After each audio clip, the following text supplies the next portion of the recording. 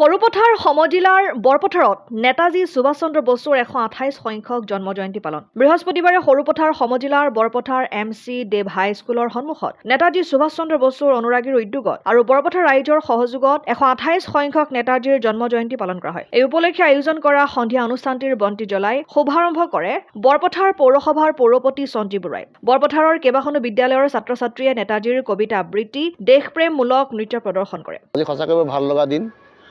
ভাৰতবৰ্ষৰ মহান স্বতন্ত্ৰ সেনানী নেতাজী সুভাষ চন্দ্ৰ বসুৰ আজি 198তম জন্ম জয়ন্তী। 198তম জন্ম জয়ন্তী আজি আমি বৰপথাৰবাসী ৰাইজে এই অঞ্চলত তেখেতৰ প্ৰতিমূৰ্তিৰ ওচৰত খুব ধুমধামে অনুষ্ঠিত কৰিছোঁ। তাৰ কাৰণে মই উদ্যোক্তাসকলক ধন্যবাদ জ্ঞাপন কৰিছোঁ। আৰু আমি সকলোৱে জানো তেওঁ এজন মহান স্বতন্ত্ৰ সেনানী, যাৰ ত্যাগৰ কথা আমাৰ কণ কণ শিশুসকলক এই উদ্যোক্তাসকলে জনাব বিচৰাৰ বাবে মই তেখেতসকলক ধন্যবাদ জনাইছোঁ। আৰু তেখেতৰ মহান ত্যাগৰ অনুপ্ৰাণিত হৈ আমি দেশ মাতৃৰ বাবে আমাৰ প্ৰাণ উৎসৰ্গা দিয়াৰ যি পণ, সেই পণত আমি আগবাঢ়ি যাবলৈ সফল হ'ম। লগতে এনে ধৰণৰ অপসংস্কৃতিবোৰ আমি মষিমূৰ কৰি সংস্কৃতিৰ বাবে আগবাঢ়ি যাবৰ বাবে যি এই উদ্যোক্তাসকলে অনুষ্ঠিত কৰিছে, তাৰ কাৰণে মই তেখেতসকলক ধন্যবাদ জ্ঞাপন কৰিছোঁ। সৰুপথাৰৰ পৰা পৰাণ গোস্বামীৰ ৰিপৰ্ট, অসম আদিত্য।